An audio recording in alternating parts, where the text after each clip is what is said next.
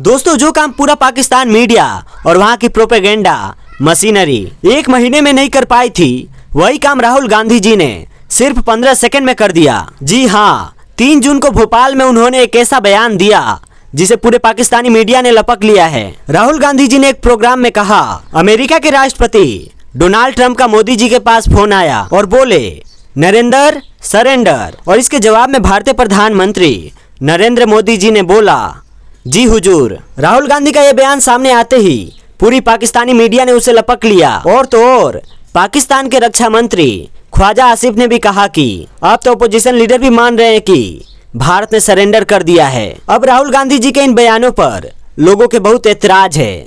लोग ये पूछ रहे हैं कि भाई, आप ऐसे कैसे बोल सकते हैं कि भारत के पीएम ने सरेंडर कर दिया? क्या प्रधानमंत्री खुद भाला और तलवार लेकर मैदान में लड़ने गए थे? लड़ तो फौज रही थी भारत की।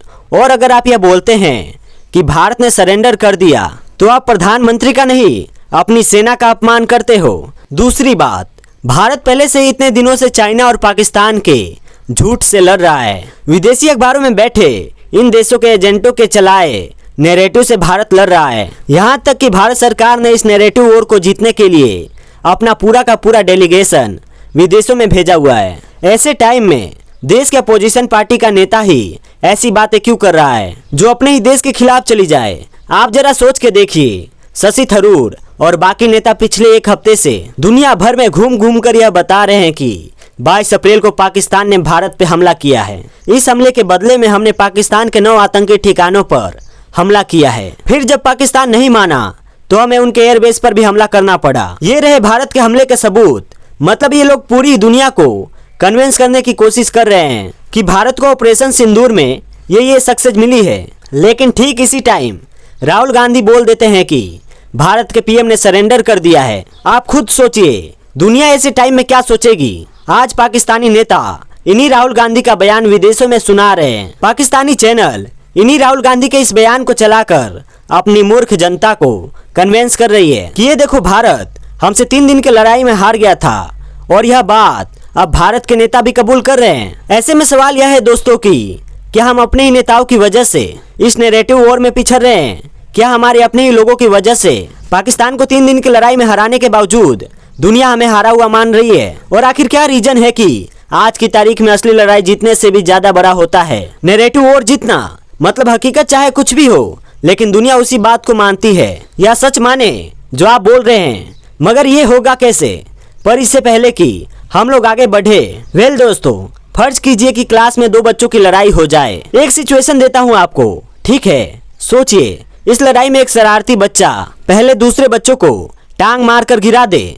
उसके बाद जिस बच्चे को गिराया गया है वो खड़ा हो, वो शरारती बच्चों को 2 झापड़ मार दे। मगर इससे पहले कि कोई कुछ समझ पाता, वो बदमाश बच्चा जोर जोर से रोते हुए प्रिंसिपल के कमरे में चला गया। उसकी आंखों में आंसू थे, गाल पर थप्पड़ के निशान थे और उसने रोते हुए प्रिंसिपल को बताया कि मैडम, इस लड़के ने मुझे बिना बात के थप्पड़ मारा और मेरी शर्ट फाड़ दी। अब प्रिंसिपल देख रही है, हाँ यार, गाल पर थप्पड़ के निशान तो है, बच्चा रो भी रहा है। मारने वाला बच्चा तगड़ा भी है, जरूर गलती इस तगड़े बच्चे की होगी। दूसरी तरफ तगड़ा लड़का, वो स्ट्रॉन्ग लड़का है, वो बेचारा अब तक क्लासरूम में ही था। वो तो पीछे पीछे प्रिंसिपल के कमरे में भी नहीं गया।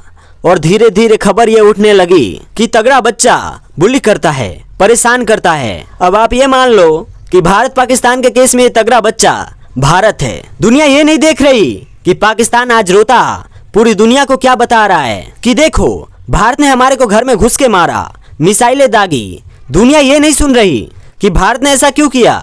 जो दुनिया ये देख रही है कि भारत ने पाकिस्तान के एयरबेस पे हमला किया, वो दुनिया ये नहीं समझ पा रही है कि पाकिस्तान ने मिसाइलें और ड्रोन दागकर हमारे शहरों पर हमला करने की कोशिश की। और जब पाकिस्तान नहीं माना, तब उसे रोकने के लिए हमें उनके एयरबेस को तबाह करना पड़ा जहां से यह हमला हो रहा था। अब हुआ ये दोस्तों कि असली लड़ाई तो 3-4 दिन में ही खत्म हो गई, पर इसके बाद एक और असली लड़ाई शुरू हुई। इसी लड़ाई को नैरेटिव लड़ाई कहते हैं। मतलब दोनों देश दुनिया को यह बताए कि असल में हुआ क्या था। क्योंकि फ्रांस या अमेरिका में बैठे आदमी को यह नहीं पता कि पहलगाम में जिन 26 हिंदुओं को मारा गया, उन्हें मारने से पहले उनका धर्म पूछा गया। क्योंकि ज्यादातर वेस्टर्न मीडिया तो यह छाप रहा है कि पहलगाम में एक गनमैन ने टूरिस्टों को मारा, और यही असली बदमाशी है। जब वेस्टर्न मीडिया आतंकवादी को गनमैन लिख देता है, ना तो गनमैन लिखकर वो उसे छोटा मोटा क्रिमिनल बताता है।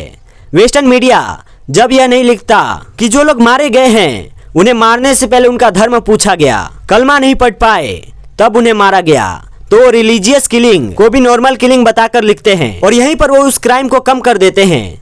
और यहीं पर आती है नैरेटिव वॉर कि हम दुनिया को यह बताएं कि पहले पहलगाम में हुआ क्या था, कैसे उन लोगों को मारा गया, फिर 6 तारीख को ऑपरेशन सिंदूर में क्या क्या हुआ। यह हमारी जिम्मेदारी है कि हम दुनिया को बताएं। अब पाकिस्तान को तो पहले से क्लैरिटी थी कि वो भारत से असली लड़ाई में जीत नहीं सकता, इसलिए उसने पूरी दुनिया में इस नैरेटिव वॉर को जीतने की कोशिश तेज कर दी। उसकी मदद करने के लिए चाइना भी था। फिर जिस तरह भारत ने बड़े लेवल पर रशियन हथियारों के दम पर पाकिस्तान को पीटा, यह बात भी अमेरिका और यूरोप को पसंद नहीं आई, तो वो दोनों कंट्रीज भी भारत की जीत मानने को तैयार नहीं थे। चाइना को भी यह बात अच्छे से पता चल गया था कि पाकिस्तान के भारत के हाथों हारने के बाद पूरी दुनिया में चाइना की ही बेइज्जती हो रही है, क्योंकि पाकिस्तान लड़ तो चीनी हथियारों से ही रहा है। तो चीन और पाकिस्तान ने ये किया कि बाहर के अखबारों में ये प्रोपेगेंडा फैलाया कि पाकिस्तान ने भारत के इतने जेट्स गिरा दिए, भारत की बड़ी हार हो गई। पाकिस्तान ने बड़ी चालाकी से सिर्फ इस चीज को इशू बनाया कि हमने भारत के इतने जेट गिरा दिए,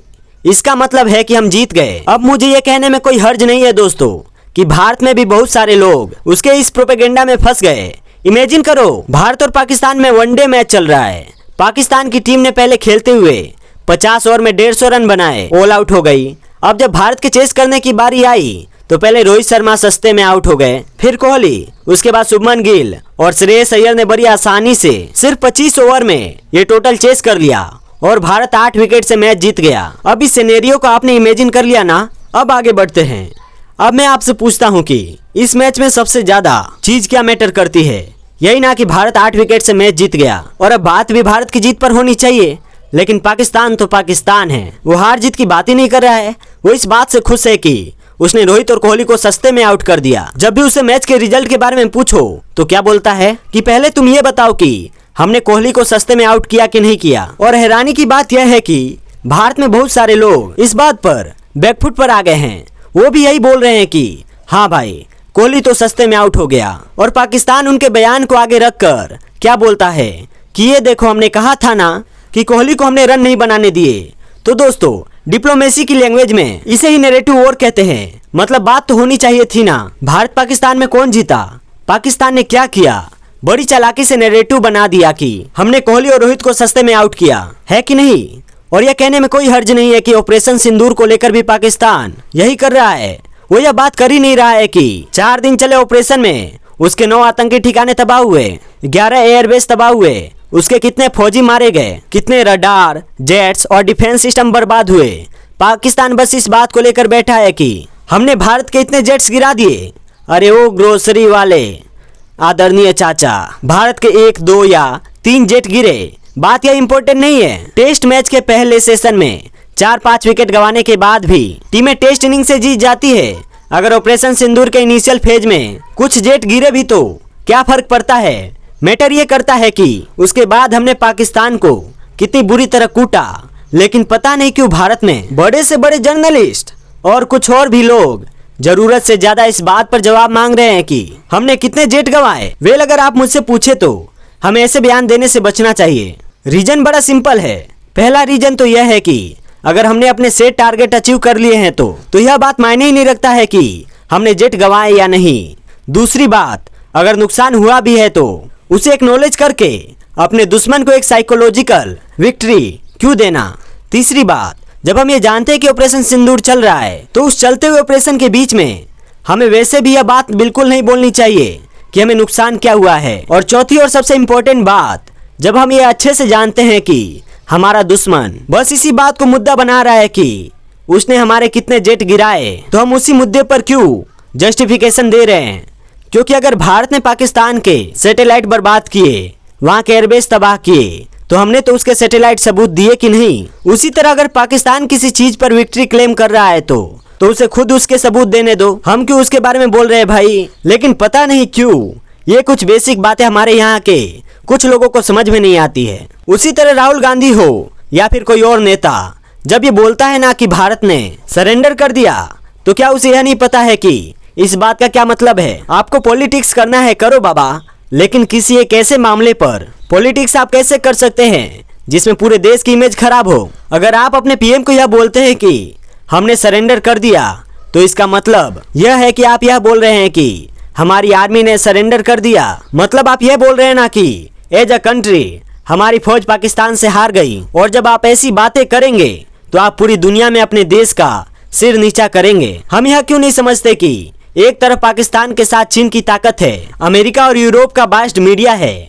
भारत में बैठे उनके यार है, भारत में रहकर पाकिस्तान की सॉफ्ट इमेज दिखाने वाले यूट्यूबर्स हैं, और भारत में रहने वाले ही उनके जिहादी हमदर्द है। और दूसरी तरफ भारत के पास क्या है? सिर्फ भारत के अपने लोग। अब इन लोगों में भी देश के कुछ नेता लोग अगर अपने पॉलिटिकल फायदे के लिए देश को नीचा दिखाएंगे तो हम ये नैरेटिव वॉर कैसे जीत पाएंगे। और आज के टाइम में असली विजेता, असली विनर उसे ही माना जाता है जो असली वॉर हारने के बाद भी नैरेटिव वॉर जीत जाए। बाकी दोस्तों आप कमेंट करके बताइए कि युद्ध के टाइम में या उस युद्ध के हालात के वक्त किसी आदमी को ऐसे बयान देने चाहिए जैसे राहुल जी ने दिए, या कुछ हमारे नेता है जो बीच बीच में ऐसे बयान दे देते हैं। कमेंट करके बताइए। वीडियो पसंद आई हो तो इसे अपने दोस्तों तक जरूर पहुंचाइए। वीडियो बनाने में हमें बड़ी मेहनत लगती है, इसलिए हम चाहते हैं आप चैनल को भी सब्सक्राइब करें और ऐसी वीडियोज अपने दोस्तों तक भी जरूर शेयर करें। बाकी मिलते हैं नेक्स्ट वीडियो में, तब तक के लिए take care and bye bye.